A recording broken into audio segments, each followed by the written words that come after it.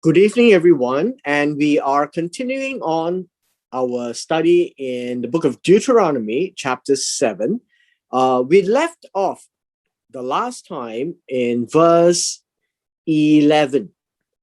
And as we went through verses 1 to 11, we saw that God had a lot to say about the children of Israel, that this nation itself is a special nation, is a holy nation, a holy people set aside by God, for God, that God will work through them and that they will live before God according to what He has instructed them. Now, that's the whole intent as we have started in chapter 6, 5, 6, and now 7. And these are the continuation. And today, we hope to finish this chapter itself. So it begins in verse 12. It says, "It shall come to pass." What this means is that the time will come. And the word because is a very interesting word. This word literally means as a consequence of, right? As a consequence of. As a consequence of what? Well, as a consequence of listening. Now that's the word, listen. And the word listen is to hear. As we all know, the word hear is not just to hear the sound, but to hear and understand these judgments of God and to keep and do them. The consequence of hearing and guarding and perform them. And in so doing, and that would be the condition, that the Lord your God, that's Jehovah your God, will also guard you. Now, God guards them with the covenant and the chesed, the loving kindness, right? The loving kindness, which He had sworn to your fathers. Who would be the fathers? Abraham, Isaac, and Jacob. And God honors His covenant faithfully. And in return, that the Israelites hear and guard and to perform them, then there are certain things that God will do. Now, I'll use a different color here. It says, God will love you and bless you and multiply you. Now, these three are A, B, and C, right? A, B, and C. Now, they are actually talking about the same thing from different perspectives. Remember, to love is to give. This is the Oriental idea of love, right? Not only that it's an emotion that you feel something for the other party, but in the Oriental concept is that they don't express that emotion like the Western way, of hugging and kissing. There are expressions, but in this case, whenever God says He loves and whenever He tells people to love Him, it is with a concept of giving. The idea of blessing here is to pronounce good things upon. So to give goodness, right? To give good words. And then the last one is to multiply you, to increase,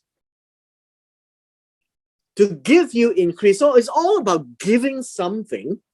And so the encapsulation of love, bless, and multiply is about giving them something and more of that something. He will also bless the fruit of your womb. And this is important because every woman aspires to give birth, to be a mother. And that's the Oriental thinking. And if you go back and watch some of the old Chinese movies, it's always about when one when a woman doesn't give birth, it's tormenting. And so God says he will bless the fruit of your womb. The fruit of the womb means the children that you bear. The fruit of your land. It means that the things that will come out from your cultivation of your agriculture. And what do you plant? You have grain, you have wine and oil. Now understand this. Grain is wheat, barley, fruit of your land, the fruits that come out, your pomegranates and your dates, wine, your vine, your grapes that's turned into wine, your oil, something shiny and pressed. And this will give us a reflection of the olive oil. Then it says, the increase of your cattle, the animals that you have, the offspring of your little ones, like the goats and the sheep, right?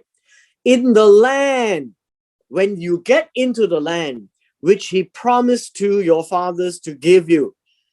And I think by now we should understand that when God says, I give you the land, it is when God says, yes, go and have the land, and he gives it to you, that he provides for your ability to possess and dispossess the original tenants.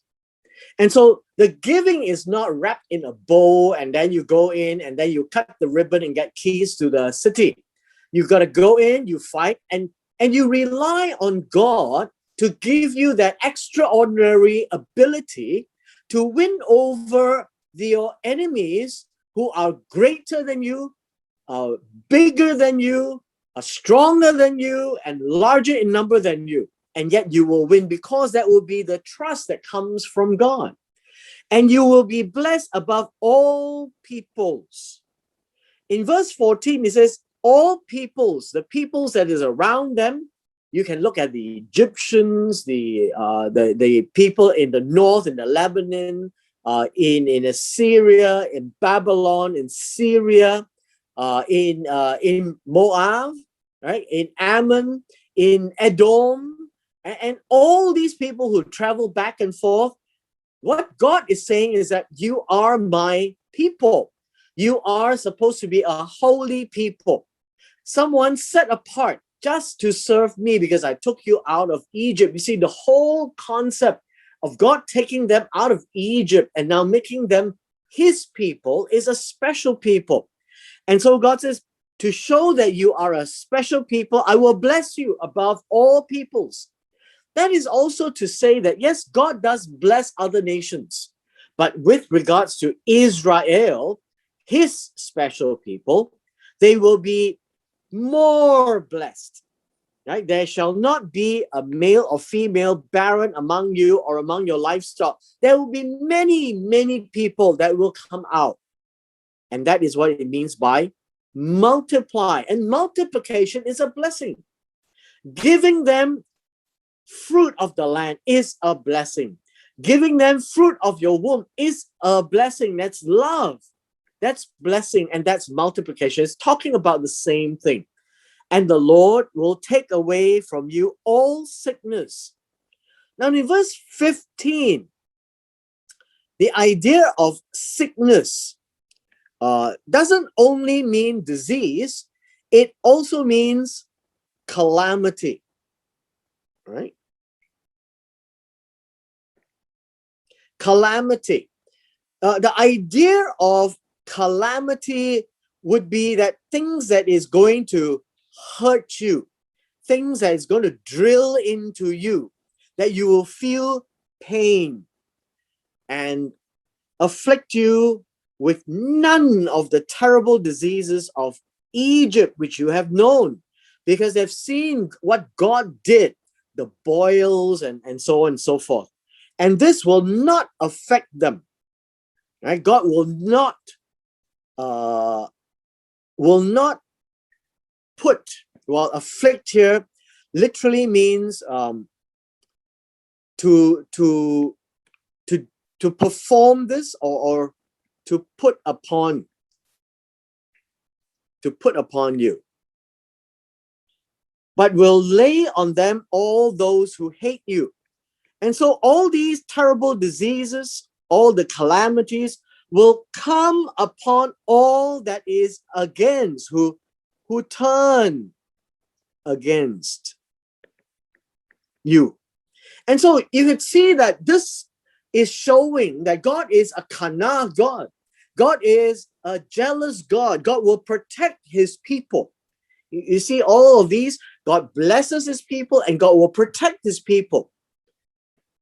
And you shall destroy all the peoples whom the Lord God delivers over to you. Understand this. The idea of deliver to you is to give. Right? God is going to give you the land. And that is very important. When God gives them the land, God enables them to destroy them or remove them or eradicate them so they can take over and they can't come and hurt them anymore. And God says this, that your eye shall have no pity. Now the word pity here is to spare them. Right? You shall not spare them. And it's all very vivid, right? You can look at them and you should not spare them because they will not spare you, nor shall you serve their gods, for they will be a trap to you. And this will be a bait, a trap.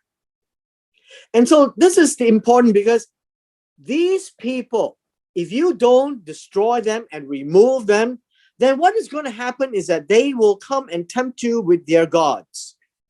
And by doing that, you will serve them. And when you serve them, God is a jealous God, and then God will visit you instead of them. So that's the instructions God has given to his people. Now in verse 17, this is a precaution, right? Say, if you should say in your heart, now this phrase, to say in a heart, is to think quietly. Meaning they are not talking out loud and all of them are wondering, well, these nations that they are going to possess is greater than I. Now understand this word, greater than I. Now, greater here really means a few things, right? Greater in number, greater in, how much more should you say? In number, greater in ability, or in strength, and so on and so forth. So the word greater is that verse 17 is saying that if you look at all these people later on and you think that, oh my goodness, and you think to be like your forefathers when they were about to enter the promised land, sent in 12 spies to check on the land and came back and they decided not to go in because these people are bigger, stronger, and greater in number. And so they turned away. And so now verse 17 is again another warning. Don't think like them. How can I dispossess them? You shall not be afraid of them. Verse 18 is about fear, right? This is from the word yare. Now understand it. This word is usually used about fear God. And so God is saying, you should fear me, but don't fear them, because they can't do anything to you when I say I give them to you. You shall remember well what the Lord your God did to Pharaoh and to all Egypt. You see, whenever they are to go and take over or conquer the land, and God knows that when they use their eyes and say, wow, we are not like these people, how can we beat them? And obviously God is saying, I'm going to give you the land where these people are greater and mightier than you, so that when you trust God and you do the job well and God gives the ability, you know that God has given the land to you, because by yourselves, you will never be able to beat them. And so God says, do not be afraid. And you should remember, bring to mind what? Bring to mind everything in Exodus chapters 6 to 14. Everything that God did, right? In the challenge of God to Pharaoh. And God did all this through Moses, because God made Moses an Elohim to Aaron to speak on his behalf. And God made Moses to be an Elohim to Pharaoh, because both are gods of the land. And all Egypt saw what God did. And so there is always this constant reminder what God did. Why didn't God say, so let me do more miracles? And God never did the same. So the crossing of the Red Sea is once, the food from manna from heaven is once, the water from the rock is twice, the sandals that never worn out, the clothes that never worn out, and all these 10 miracles in Egypt, God says to them, remember. And remember them well. Keep talking about it every year at Passover. And he says, when you go in, don't be afraid of them, because what God did in Egypt and in the wilderness, the great trials which your eyes saw, the signs, the wonders, the miracles, and especially this, God says, I will take you out with my mighty hand and an outstretched arm. Exodus chapter 14. That when you eat your matzah, the unleavened bread, you will remember that you didn't put leaven to strengthen the bread. You eat the unleavened bread because the strength comes from Almighty God, his mighty hand and his outstretched arm, that he will receive you to himself, by which the Lord your God brought you out. And so, in the same way shall the Lord your God do to all the peoples whom you are afraid. So don't be afraid of them. The Lord your God will send the hornet among them until those who are left will hide themselves from you are destroyed. You see, when God says all these things, God isn't sending in miracles anymore. God isn't sending in the literally hornets. God isn't sending in fiery serpents. God isn't sending in fire from heaven. God is saying all this because now God wants to work through them, this group of people, to teach them when you get in, this is what God means by I'm giving you the land, that you work with God and God enables you to do this piece of work, and that you just obey. You shall not be terrified of them. Now, verse 21 uses a slightly different word. This word, when you say afraid, is yare. This word here is aratz. This is to tremble. Meaning you're so afraid that you are shaking. You must not, for the Lord your God, the great and awesome God. Now, this is something we need to break down. What is your great and awesome God? And in English, we sing these words. Great is the word gadol. Awesome, and in awesome, you would find the word yare.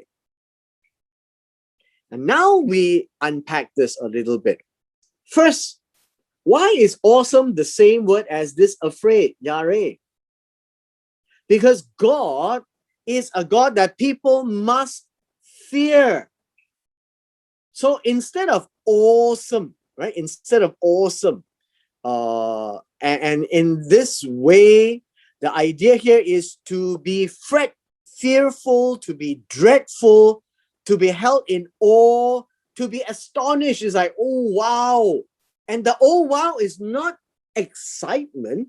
The oh wow is in awe of the power of God that will cause you to fear him if you do wrong. So this is fear. And that is what it means by awesome. Now, this first word is great. And great is in terms of magnitude. It's incredible. And incredible here means the great works that God can do and will do. And these two are the A and B. And it gives us this picture that the Lord your God is a great and awesome God, that you must be afraid of him. You must fear him because he can destroy you. And this God is among you. Now, the word among you is in the middle. In the middle of you. Now, what is in the middle of them all this while?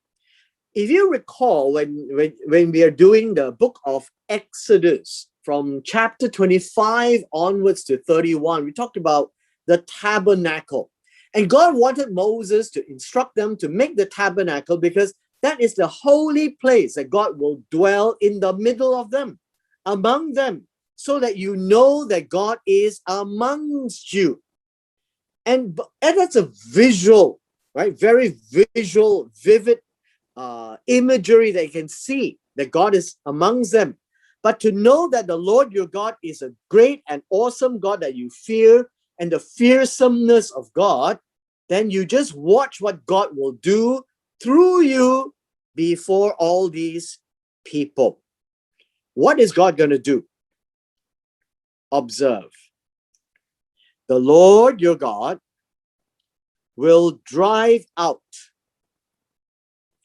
The word drive out, drive out literally means to clear out. I think in our modern day, we can think of it like clearing your garden of weeds, right? Clearing your garden of weeds. You pluck them out, you clear away, you eject it out of your garden. And that's what it means by drive out. Drive out who? The nations before you. Now, the nations before you literally means from your face. From your face. And why is it from your face? Because when they go in, your face is facing the nations one by one, right? That's what it means by before you. So from your face is actually a good way of expressing in the Hebrew that whatever you see before you, these big, strong nations, God will clear them out little by little. Now, the idea here, little by little, essentially tells them that this process of destroying or eliminating takes a process. It is not an overnight thing, right? It's not an overnight thing. And all these nations won't go away overnight. So you've got to take them on one by one. So you don't go in and take the entire land overnight. And that's what it means by little, one by one. You will be unable to remove them at once. That's what it means. You will not be able, and the idea of able means you will not have the strength, right? You will not be able to endure all these fighting. You will not be able to prevail. All of them. And the word at once literally means to bring to an end, right? This word here, to completion. You won't have the strength to suddenly bring all of them to completion. That's what this phrase actually means. So God says when you go in, you have to do piece by piece, one by one, nation by nation. And then it says, lest many of the wild beasts of the open field become too numerous for you. The idea here is that if all these people die overnight, the wild beasts will then won't have people to kill them. That's the implication, that they will not be able to manage the land by themselves if it is too sudden. So, but the Lord your God will deliver them over to you. And you always remember the word deliver is to give them over to you. And then it says to inflict defeat upon them. The idea of inflict defeat is to create confusion, right? To stir up confusion.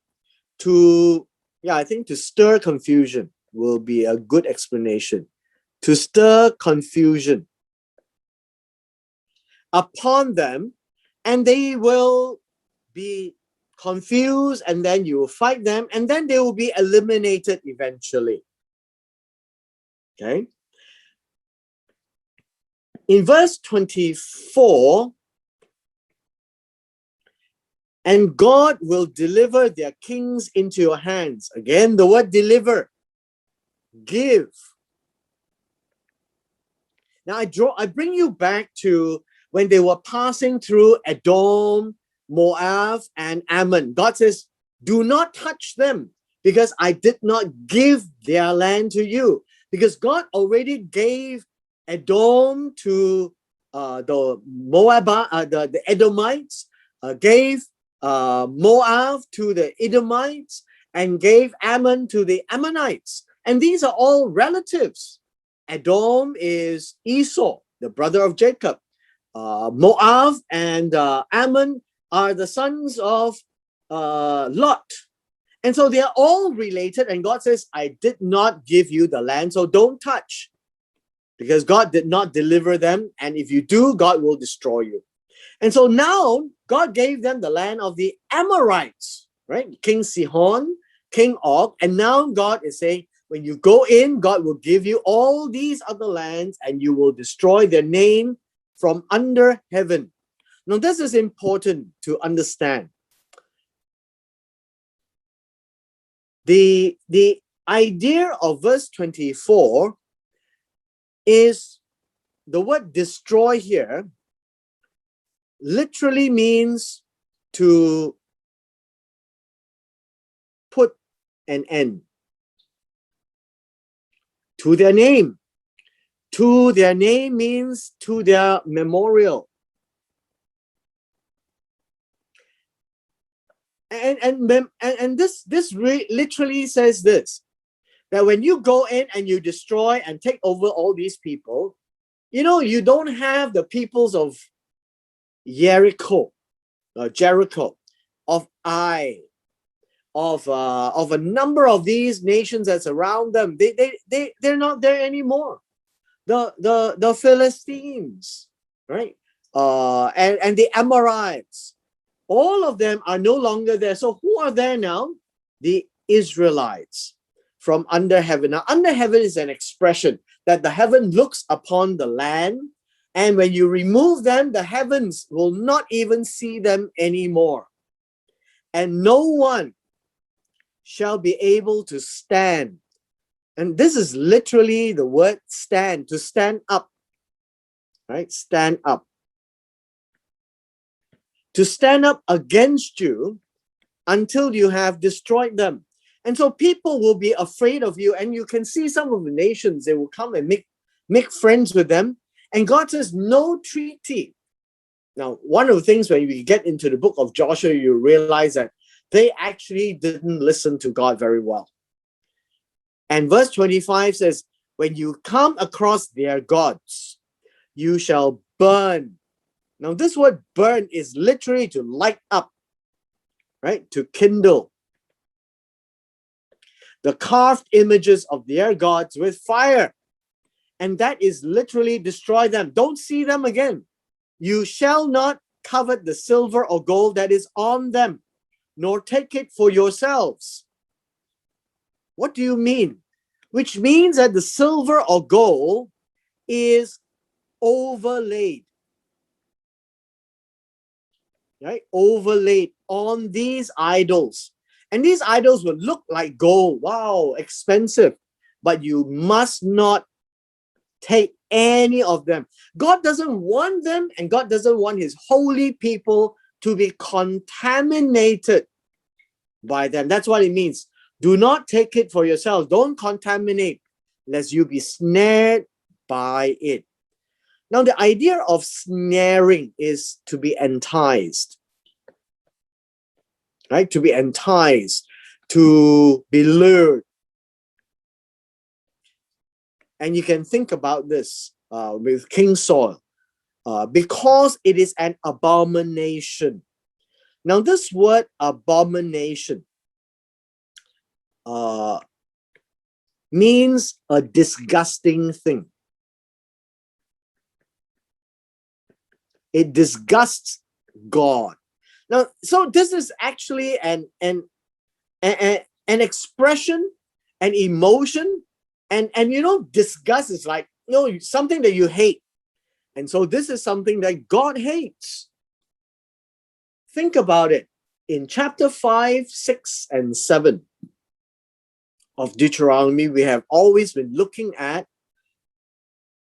I am the Lord your God who take you out of the land of Egypt. You shall have no other gods before me. You shall not make any images of anything that is on the land, in the sky, or under the land, in the sea, and no likeness of God. And God says, I am a jealous God. I am a Kana God. And this is what it is. If you go and take all these carved images and you don't burn it all, then you will covet the silver or gold. You see, wow, this expensive, good stuff, and you take it for yourselves. You will eventually go and serve these gods, and God will visit you and your children and your children's children to the third and fourth generation, because this is a disgusting thing to God. And so do not bring an abomination into your house. And so whenever you read this word abomination, it speaks of this idea of disgusting thing, right? And always remember, disgusting thing refers to idols, idolatry, right? Into your house, lest you be doomed to a destruction like it. The word doom is haram, right? Haram comes from the word haram. And what does that mean? It means to inflict persecution, turmoil, injustice, pain, and destruction. And so God says this is a destructive thing, that if you do this, God will destroy you. Just like God has told you to destroy these idols. Now you read this in Exodus chapter 7 or 8, I remember, when Pharaoh says, oh, why don't you just stay here and serve your God and do what he says? And no, he says, this is an abomination. But we don't understand that abomination, because the abomination is the Israelites is going to kill a goat, a he-goat, or a young ram. And that is a god of Israel. And so that is an abomination, an idol. And God says, and Moses said, no, we were going to kill your abomination, your idol. And of course, then you Egyptians will kill us. And so abomination in principle refers to idols. And then God says, if you do that, look at the warning. See, God warns, God gives provisions, right? You shall utterly detest it. Detest means what? You must loathe it. Right? Loathe it. You must, how should we say? You must consider this a dirty thing. Well, in the idea of the Hebrew people, if things are dirty, not like us, when we look at things as dirty, we don't want to touch it, right? It's filthy. You must think of it as filthy. And you must think of it this way, right? And in verse 26, it says, you must detest it and be totally abhorrent. And it is also to loathe. These are two different words. And obviously, when you see similar ideas of the words, this is an A and this is a B. And it is in such extreme superlative that is said here, that you must detest it, you must loathe it. And the whole thing is because it is an accursed thing. It is a haram. And so you see this word haram right here and here, that if you bring the abomination idols in your house, God will haram you. If you loathe it, detest it, and abhor it, and really don't want to have anything to do with it because it's like dirty. And obviously, as we are clean people, we like clean things. If you treat the idol as dirty, then you won't bring it in, and you will realize this is a doomed thing. If you have it in the house, you will be doomed because God will doom you. And if you look at them as dirty and filthy and you hate it, yes, then you realize that this thing is a doom thing. You know, it's like a bomb. You don't bring a bomb into your house. And this bomb means that God is going to bomb you, haram you. And so the whole works of chapter 5, 6, and 7 is continually reminds them idolatry is not for them to talk about, not for them to consider. Even when you go in, you see these idols, you destroy them all. And the people will lead you to worship them, so don't serve them. Burn them. Don't look at the gold. Don't look at the silver. I don't want them. And this kind of reminder, I think, you think about it, we have chapters 5, 6, and 7, and it sounds like, wow, God keeps reminding them and gives them the judgments, the warnings. We call them warnings today. And that if you do that, God is going to haram you. And so, wouldn't you think that the children of Israel will think 3 times, 4 times, 5 times before they even consider? And actually, that's the intent. God repeats it so often in various ways, is to nail it and drive it into their minds that they don't even need to bat an eyelid to think twice. Because the moment they think, it's bad news. And so God says, I'm going to help you. I'm going to drive them out, but I need you to do me this.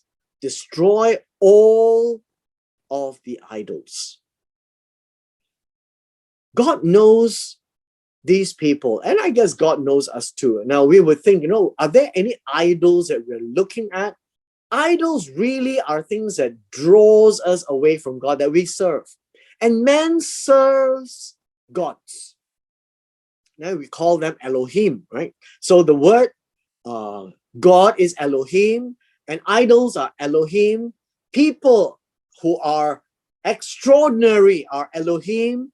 Valiant heroes are Elohim. Angels are Elohim. So God says anyone that is not Jehovah himself, you do not serve that God like a God, right?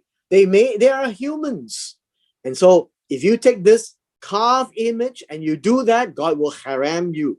And so all of these continues to tell them, I am a Kana God. I will bless you and I will give all these curses against all those who turn against you. But if you turn against me and you have idols, then I will visit you and haram you. And hence, we can see God is an awesome God, a fearsome God, a great and fearsome God. And that's the same thing. He is great that he can destroy, but that destruction can also come upon the Israelites if they do not listen and guard themselves against all the idols, right? All the idols. And so that in itself is important for us to understand, and that would be the completion of chapter 7.